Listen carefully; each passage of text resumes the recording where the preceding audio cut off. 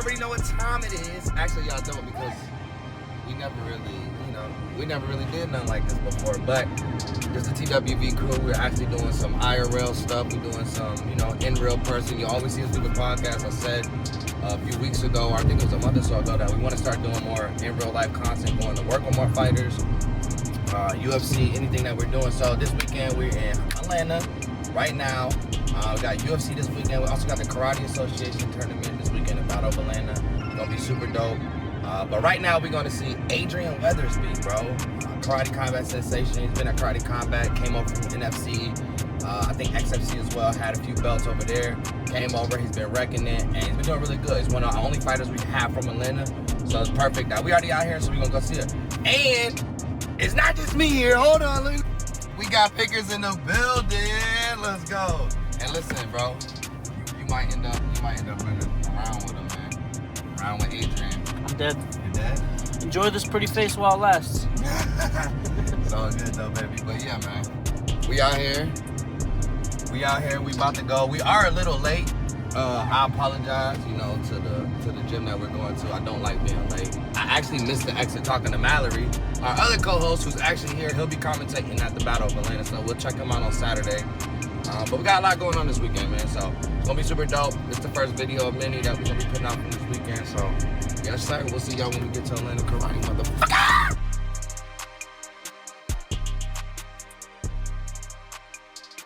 I'm here with Jeff. This is the owner of Buckhead MMA and also the CrossFit gym across the street. Down the street. And Atlanta Kick next door. So Jeff's got a lot going on.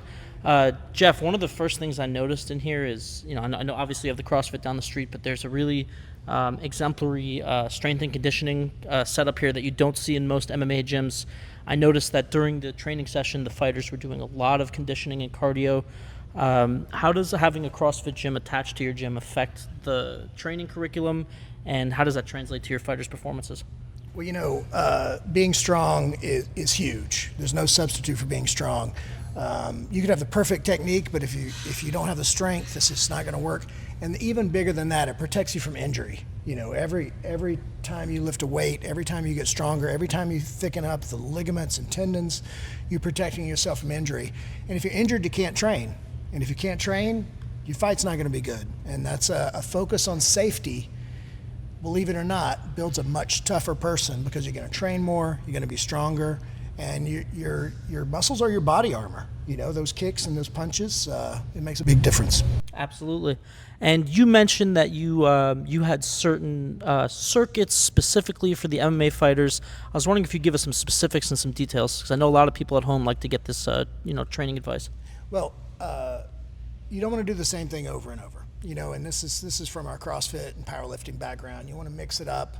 You want to create workouts that, keep you moving around and shore up those weaknesses. And it's metabolic conditioning, but it's also strength, and it's also just toughening you up. So anytime you can mix up your workout, you're going to be less bored, you're going to work out longer, you're going to be stronger. So. Definitely, and it sounded like you have an extensive history yourself in strength sports and combat sports. Can you tell us a little bit about your background personally? So this is our 31st year in business here. Congrats. All the way from 3 years old to we have people in their 60s, and we really want to create an environment that's welcoming to everyone. We have a 90-pound woman in here, and she's having a great time, and then we got professional fighters in here. And when you build a community, people stick around longer, and their performance goes up. They feel appreciated and wanted here, and if you had only a few fighters, you couldn't afford this nice facility either. You got to have people to help pay the bills. Okay. So I got to ask, I come from a powerlifting background. I have to ask this every gym I go to. I want to know who's got the biggest squat, bench, and deadlift in the gym. Well, for someone 57, I win because I'm 57. Let me hear those numbers. I beat everyone in my age class. But we got some dudes. We have a lady. She goes to the nationals every year, and she can destroy everybody. So go her. That's what I say. But, the numbers don't matter as much as the journey. It's where'd you start? Where are you at? How old are you? What you been doing? What injuries are you rehabbing? That's what makes it fun. Well, you are the 57-year-old champion. You look great for 57, by the way. Oh, thank you. All you got to do is own a gym and don't have kids and keep the stress down. I'm not even have kids yet. But we're having a good time. I love it. All right, well, I appreciate it. Thank you so much. Good to meet you, sir. Yeah, absolutely. All right. You got to throw something in me? Wait.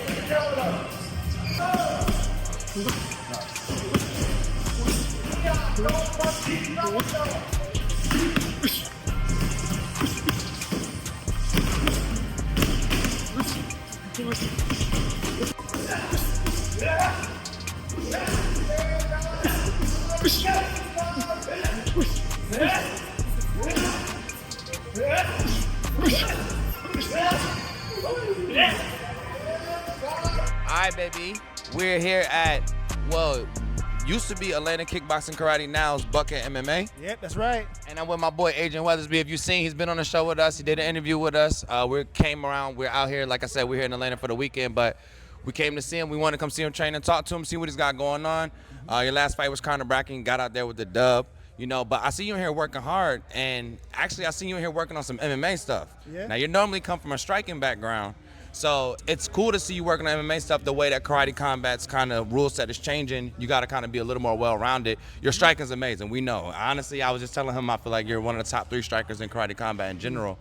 For you to be working on stuff like this, it's only going to elevate your game. What kind of mindset did you get to, I guess, after that last fight to kind of get you here? And I just realized I need to have more skills in my mind. Also, my last 10 fights, I knocked out all guys in like the first 2 or 3 rounds. So I got used to doing that. And then when I fought someone on Conor's level, it was like a culture shock. Like, oh, these guys are real. I can't be going out there trying to just swing on them like normal. I got you playing out stuff. So now I'm trying to develop my style more, working more sweeps, more throws. Especially after the last show I saw where everyone was getting dumped on the ground with it wrestling. I'm like, I have to work on defending that and doing it myself. Yeah, yeah, 100%. And Conor Bracken was a tough fight. I kind of want to talk about it. The whole fight you were dominant. It was no question that you were better on the striking, and you had the advantage throughout it. Third round, you got caught. It was kind of a scary situation. I was a little scared that I'm a big fan of you, so I was like, Adrian, come on, get through. I was on the sidelines, kind of like trying to help you get through it mentally, you know, but. What was going through your mind at that time? Because you made it through and you won the fight, but you know that's got to be rough. You know, you get knocked down. You're trying to go into this recovery mode. You're trying to get back to your feet. You're trying to get back to a point where you feel comfortable on your feet. What was going through your head at that time? First, he timed it well. Like I was throwing a right hand and it caught him, but right as I caught him, he threw a spinning back fist to my blind spot, so I didn't see it coming. Yeah. I didn't even know he moved with the back fist till I was already on the ground. So at that point, I was like, okay, I gotta survive. Like luckily, like he was kind of dazed too from my right hand, so he couldn't really aim my face the way he wanted to. So, you know, to get to the last 10 seconds without incident or him really hitting me. But yeah, after that, I'm like, okay, I'm gonna work on blocking back fists from now on. Yeah. Like he threw it like 5 times in the fight, and I blocked all of them. But that last one, he caught me like the perfect timing with it. So, be ready for it next time. Yeah. Do you feel like Conor was probably the hardest opponent you had so far in karate combat? Oh yeah, definitely. He's definitely the hardest opponent I've fought probably. Outside of maybe 1 or 2 guys, my whole career. Yeah. So you're from Atlanta. You're born and raised in Atlanta, right? Well, I was born in California, but raised in Atlanta since I was 4, so pretty much from Atlanta. So you're basically your combat sports career is kind of like we'll say in combat sports you were raised in Atlanta. Yeah. So what's the scene like here? Like you don't hear much about Atlanta MMA. We have quite a few guys in the that went to the UFC there. You have guys in karate. You're the only guy in karate combat thing right now. But what's the culture like out here? Well, it depends on what fights you're talking about. Like MMA, kickboxing is like real. It's like good 4 or 5 gyms who dominated, and now it's gonna go through a change. A lot of those like older gym guys are going out the door. Kind of like my old coach, he's passed. So now like some other coaches are starting to kind of fall back a little bit. So now it's kind of everything's in flux. But as far as like MMA fighters, a lot of dominant guys coming out. Malcolm Wellmakers. Who else? We had Jared Gooden. Yep. Yeah, a few different guys coming through. The Lima brothers, they've been out for a while. Mm-hmm. Now, as far as like guys coming up, well, we got some of our gym getting ready to come. I want to come to high combat. Oh. Like Pierre Broomfield, he's about to fight for the kickboxing amateur title, and he's gonna go pro soon. Yeah, that'd be dope. We want to see some more high-level strikers in there. Like I said yourself. So Wellmaker's another one. Did you know Malcolm like in the scene in Atlanta? Like, have you guys kind of crossed paths in any tournaments or anything? I've never trained with him. He fought different weight classes, so he was never really someone I thought about fighting or anything. But as far as like the kickboxing scene, he was always dominant. I thought he was gonna be a kickboxer for the longest time. Him going to MMA kind of surprised me. Yeah. Yeah, I mean, I really like him. I've been a fan. I've been watching his last few fights, and he's been freaking killing it. I'm excited to see him in person this weekend. It'll be my first time seeing him in person. But your Atlanta boy is not a throwdown, man. I give you that. I give you that. Even though I know you deep down, you're a Cali guy. So is my boy Pickers behind the camera. He's a Cali guy in Baltimore now. But I'm trying to think what else. Oh, so you talked briefly about your coach. Your coach passed away, and God bless him. And but your last two, was it the last two fights? Yeah. You did it without him, or just the last fight? Just the last fight. Just the last fight. Now, what was it? How different was it? I guess you've had him in your corner basically your whole career, and this was your first fight without him. What was kind of the differences there for you? I mean, it's kind of hard to say. Like the last few months, he was already kind of transitioning out. He didn't really know it because he was always sick. But once he found out, it was already kind of like that. But I was kind of get used to him not being around as much. So it didn't really affect my training so much. It just hit more emotionally. Yeah. But that's kind of hard to say. Just him not being there.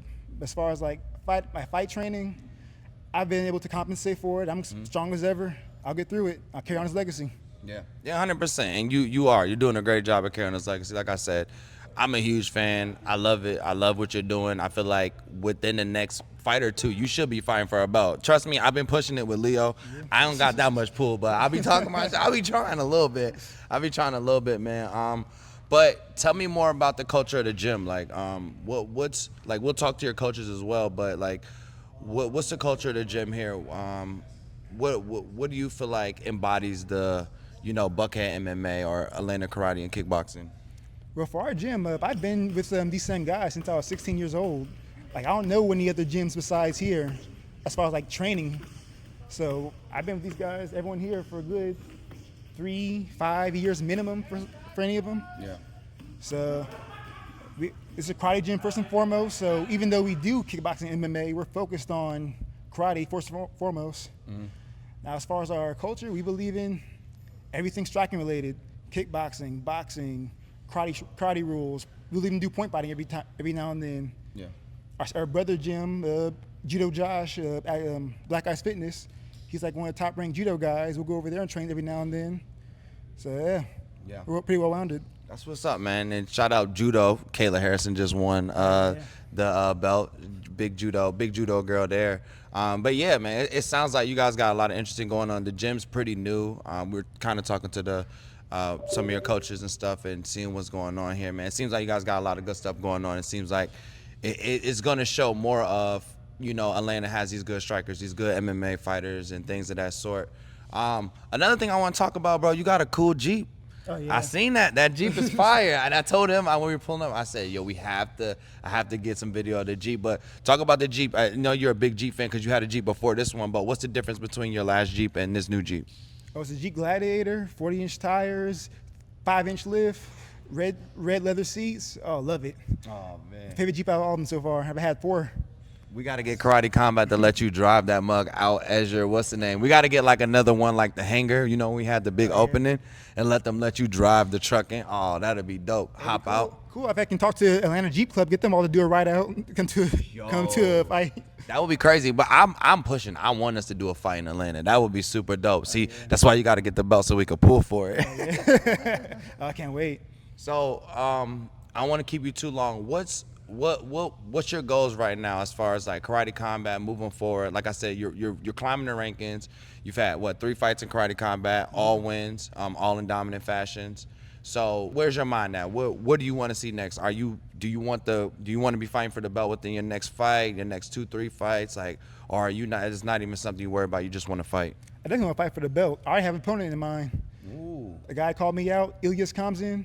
Yeah. I've never been called out before in my career, except maybe 1 or 2 times by people who I already beat. So for him to call me out, I'm like, oh, yeah, this is what it feels like to be underdog for once.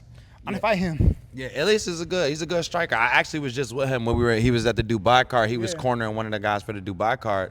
What do you think about him? Like, did you check out any of his fights or anything? Yeah, I watched a few of his fights. He's like real good in the clinch. He has real good hands. Yeah. He's like my same height, so I'm not used to fighting guys as tall as me. I fought like 2 or 3 people ever my same height, and they couldn't really box. Yeah. So it'll be interesting to fight him. Yeah, that would be dope. I would love to see that for the belt. because we need some movement. We need some movement in the division. You guys have been fighting a lot too though lately, so I would love to see it. And like I said, man, you deserve to get the shot, man. You've been doing your thing. Like, you've showed that you can come in a dominant fashion and knock people out quickly. You've showed that you can overcome adversity and longer fights, and show that you can have the cardio to get through those. I mean, you show awesome recovery. So I mean, these are all things that you see in champions that you want to see. So I think you already have the tenure for it. It's just putting you to the test and kind of getting you there. And Elias Kamzan is a formidable opponent. Like, he's really good. I have a funny story too, and he's probably gonna hate me, but I called Elias Kamzan Anvar Boyanazarov. And he like literally came to me the next day. He was like, "It's Elias Kamzan." I'm like, "Oh my bad." But it's so many fighters, and like a lot of guys like have similar facial features, stuff like that. So it wasn't like all of you guys look the same thing, though, I swear. But it's hilarious that you say that. But yeah, I think that's a fight that I think all of us, I think the karate fans will want to see. What's your experience with karate combat, man? Like, I think we'll end it there. Like, you've been in karate combat 3 fights now. How do you feel moving? Because you come from kickboxing and karate world, right? And then you move over here. How does it feel since you've been in karate combat for you? It was like a dream. Like, my very first pro kickboxing fight, I was over in Vegas, and my coach Richard told me about karate combat. He showed me fight videos of like the very first karate combat fights going on. He tried to get me on it the entire time. Yeah. So I've been fighting kickboxing as a pro for 7, 8 years. And the entire time, Richard's been on me like, okay, yeah, I gotta get you in karate combat. So now that I'm finally here and able to fight for the belt soon, it's like, I gotta do this for him. Yeah. For myself too, but for him too, yeah. 100%, man. And I think you got a lot of people in your corner. We all want to see you win, man. And you've been doing your thing, man. You just gotta keep doing your thing. I'm glad we came out here, got to check out the gym. It's a beautiful gym. You guys got a lot going on. And you're new, so you're gonna grow from here. It's gonna be a lot of good talent coming out of here. What's your guy that we might see in karate combat soon? Pierre Broomfield. Look out for him. We'll try to get a picture of him and post it up on the video for you guys. But yo, man, I appreciate your time, brother. You looking good, man. I'm telling you, looking clean. You looking clean, man. Hopefully they don't put you at some more high elevation. They always put you at high elevation for some reason. And my opponent's on the same elevation as I am, so it is what it is. It's a fair ball game. Man. Well, anything else you want to say before I let you go, brother? Shida Khan Atlanta forever. There you go, man. Shida Khan.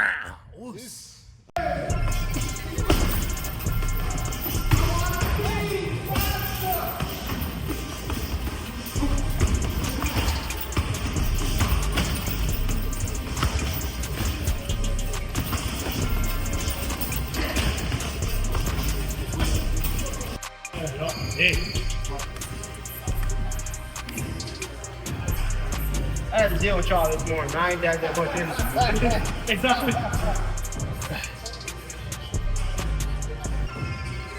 I took a selfie earlier, and I was like, man, I feel like I should have more energy than this. You used it all. Beat that one job. Yep.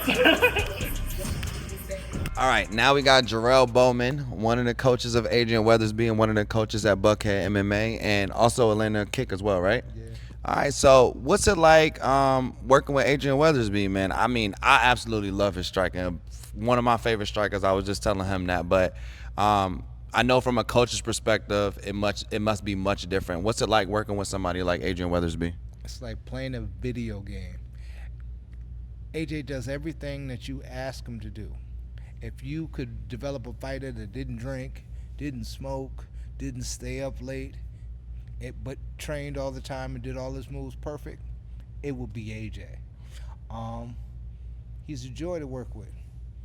He does all this stuff, fundamentally sound. He's the best athlete I've had in the gym. Yeah, like he's a freaking nature when it comes to athleticism. He's known for being one of the best strikers in karate combat. He's showed dominance over his last fights. One thing he did lack is because he doesn't come from more of an MMA world, but we're in the MMA gym right now. And I also seen you working with him and them doing MMA drills in here. Are you working on making him a more well-rounded fighter as far as like moving forward in karate combat? Because hopefully we're thinking champion contention really soon. Oh yeah. AJ has it already in his background. He just hadn't been working on it. He got a whole lot that he hasn't done yet because we've been dealing with some other stuff. Our head coach passed away recently, and so the leading up to his last few fights, he had not been training at full potential. He got a whole lot of stuff to show people. It's going to be different. He will be champion as soon as they put the belt on the line. Yeah. And he told me that he got called out, and I was there actually too when he got called out by Elias comes in. What do you think about that matchup for him? Elias didn't mean it. He ain't really mean it. He don't know what he getting into. I get it. You know, it looks sweet. Everybody call AJ out, and then they get in there with him, and they realize it's different. Yeah, 100%. And he had this last fight, Conor Bracken, wasn't really a close one, I would say. At the end, it was a close call. What do you do to prepare him after something like that? Like for context, he got knocked down and he had to go through recovery, try to get back up, and he got back to his feet, ended up making it through the round, and ended up winning because he had way more rounds won. But what do you do when you come back to the gym after a situation like that to prepare him moving forward? Laugh at him because the whole fight I'm telling him, like, chill out, son, what you doing? Get out of there, stop, no, don't. But he wanted to knock the guy out. He was really obsessed with a knockout, so the guy hit him with a Hail Mary. Now he's listening a little bit better. He's a little bit sharper. It only is going to make him better. Yeah, 100%. So we talked a lot about Adrian, but where's your background? Because I see the ears, so I know you got some type of background in martial arts, probably a little bit of MMA in there. What's your background when it comes to combat sports? I started off wrestling, high school, college. Then immediately after that, I got into fighting, MMA, Thai boxing. The funny thing is we did a lot of the fighting just like Karate Combat does, but back then it was called Sancho or Sandai. We worked out with Kung Lee, all that other stuff. And now the Karate Combat started. I'm a little bit too old for it, but AJ's not. I mean, if you look at his resume, he's won at least 20 or 30 fights like this before he got into the Karate Combat. 2 or 3 belts as well, right? Yeah. So definitely a very accoladed individual when it comes to combat sports. So, and that's dope to hear. I love to hear. I like to hear where the coaches kind of come from, because sometimes you can kind of see it in the athlete, but sometimes it's totally different. Sometimes the coach like, I don't do none of the shit he does, but I know how to coach it. You know what I mean? So that's dope to hear. If you could explain Adrian in one word as a coach, what would you say that word would be? Killer. AJ wants to beat everybody. Ever since he was like 12, 14, he got here at the gym. He was trying to win then. He's always like that, nicest guy in the world, until you say that you could beat him. Then you got to prove it. Yeah. Okay. Killer. And I got one last question for you. I was kind of talking to Adrian about this. Atlanta is in the biggest place known for MMA and combat sports, but a lot of big things happen in Atlanta. Like you have starting tomorrow, the Battle of Atlanta, which actually my cousin is competing in there. He's almost 60 years old, and he's still competing, and he's doing kata, a bunch of other stuff. But you have a big events here. I don't think a lot of people have as much respect because they lack, the knowledge of what goes on in Atlanta. Can you kind of give people maybe something they wouldn't know about Atlanta combat sports, or what they should be looking out for when it comes to Atlanta and combat sports here? We got real talent here. We got real world-class wrestling, boxing, and kickboxing. We're not California and New York. Yeah. So California, New York, Florida, that's where everybody gets to shine at. But we got fighters here that are just as good. Got my guy fighting in the UFC next week. Yeah. Are fighting in the UFC this weekend. Yeah. Michael Wellmaker. You got AJ you go on and on. Keep sleeping on the South. We'll be there soon. Let's go, man. Well, we appreciate your time, brother. All right. Appreciate you being an amazing coach for combat sports, bringing the next generation in, and we're going to wrap it up here, man. Buckhead MMA, Atlanta Kick Karate. Make sure you follow them on everything. We'll put all of their links and stuff up there, man. And we out of here, baby.